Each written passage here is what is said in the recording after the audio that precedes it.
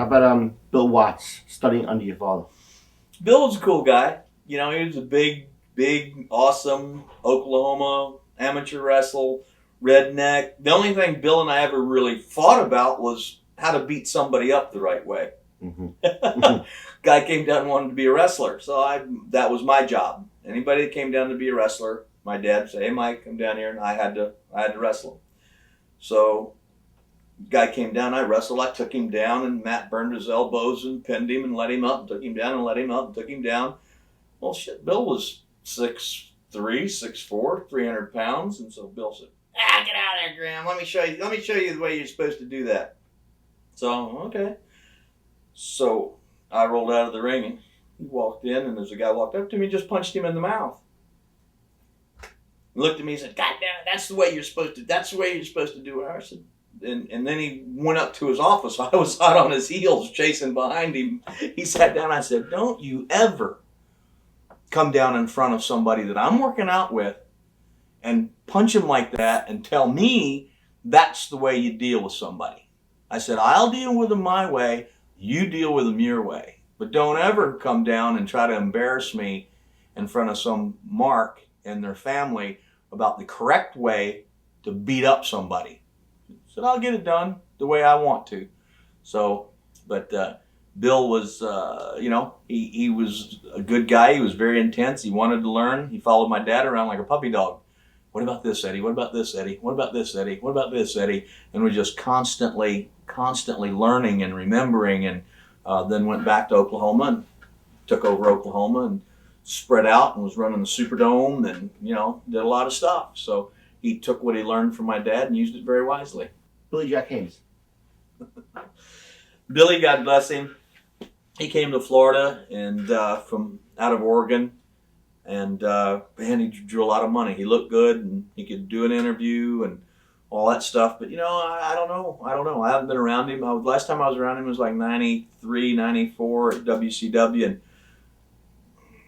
his mind was thinking different, and he was mad, seemed to be mad at the world, and thought the wrestling business owed him a living, and was mad at promoters that he said they forced him to take steroids, and just he wanted to blame all the issues of life on somebody else, instead of just saying, "Hey, I did it. I made a mistake or whatever," and dealing with it. He tried to make it everybody else's fault, and it wasn't everybody else's fault. He got paid every night he went to the ring. No wrestling promoter ever put a gun to his head and said, "You're going to go out there and wrestle tonight for free." Right. He got paid for everything he ever did. Every wrestler that ever went out there, they all got paid. And that's kind of thing. I don't do a lot of these events and stuff to be around a lot of the older wrestlers because they're all bitter and miserable and think they were cheated out of something or whatever. I said, "Man, it gave you a life. It made you someone. People remember you. How can you go home and not realizing what a special gift you had, and an opportunity and a time? Let's go do something else, but don't bitch about it. Don't whine about it. Be happy you did what you did and keep on going."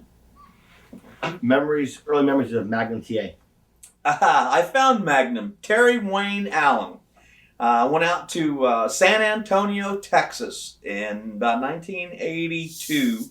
And there was this tall guy with big bushy hair and a big bushy mustache and walked kind of duck-footed and was clumsy looking in the ring and, just physically looked good, ton of personality. Man, after the second night there, I called my dad. I said, "Dad, you're going to think I'm crazy when you meet this guy." I said, "He's not the best wrestler.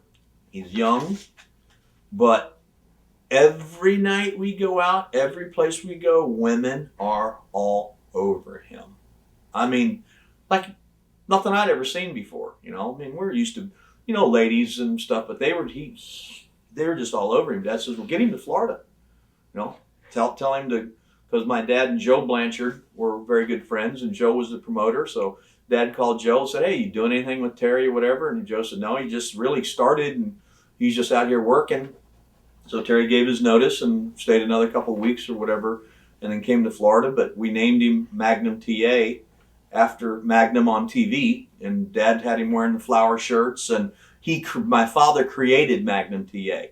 And Terry was just a big, bright-eyed, sponge of learning and happy and riding in airplanes and all that kind of stuff at a very young career. And he was like when Jimmy Crockett wanted to compete against Vince.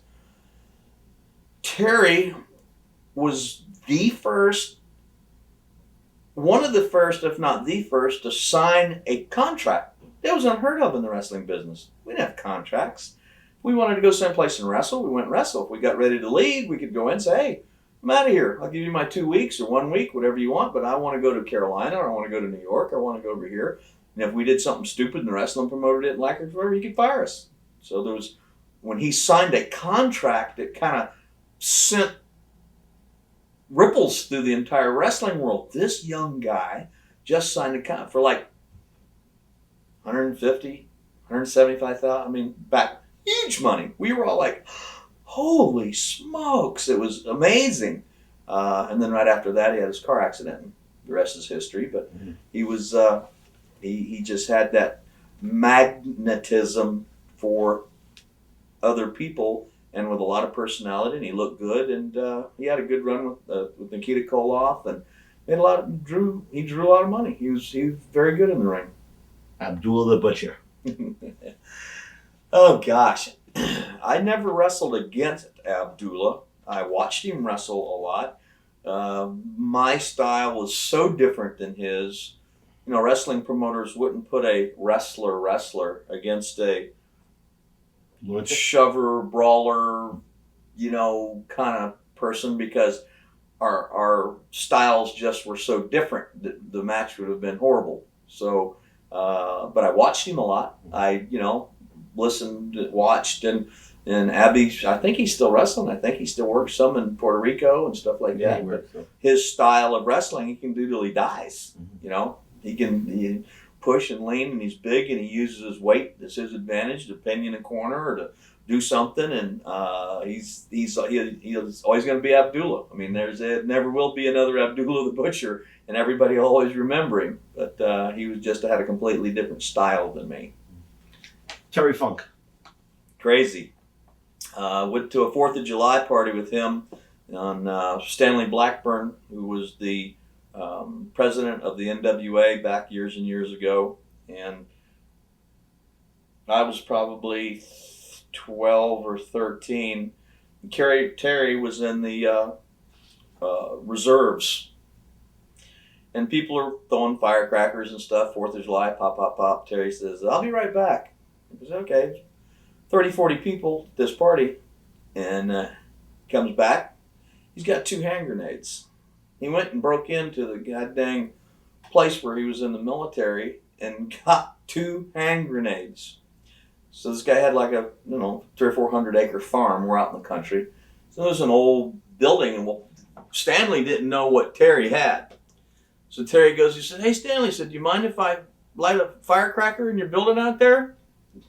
Stanley goes, "Nah, it's an old building, not doing anything." Terry goes, "Well, it might hurt it a little or something." So, "Yeah, it's okay. I've been wanting to tear it down anyway." Threw a hand grenade in this guy's building and just blew the building to smithereens. So that's Terry Funk. You never know what you're going to get with Terry Funk. I mean, he's so, like we had said before, how come one second generation wrestler can make it, another one can't? Look how different he and Dory Jr. are. Mm-hmm. They're like 2 different people. Right. Terry's wild and crazy and energy and his interviews and making faces and doing wild, crazy stuff, where Junior is very calm, very direct, very monotone, doesn't get excited. Everything, but they're from the same mom and dad. They're the same couple years difference, but totally different people. Watch thousands of exclusive shoot interviews right now on TitleMatchNetwork.com.